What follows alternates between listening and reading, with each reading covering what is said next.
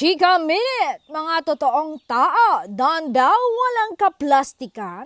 Sobrang bilib ng isang sawsawera sa isang sikat na love team. Last year kasi nakausap niya ang dalawa at nagkaroon siya ng chance na makachikahan ng dalawa. Sa una pa lang ay nabaitan na ang sawsawera sa dalawa at parehong totoo raw ang mga ito at walang halong kaplastikan ang pakikipagchikahan sa kanya. Sobrang nag-enjoy daw siya sa magka-love team.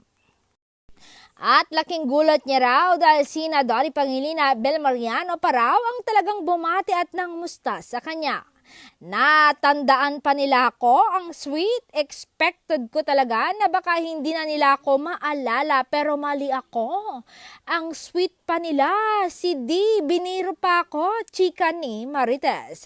Say nga namin na matagal na rin naming friend, talagang marami ang pumupuri sa dalawa dahil sa kanilang kabaitan at pagiging friendly. Kinuwento nga namin sa kanya na sa tuwing nakikita kami ni D at B ay talagang sila ang unang lumalapit at bumabade. Ang bongga talaga ang ugali ni Donnie Pangilinan at Bel Mariano.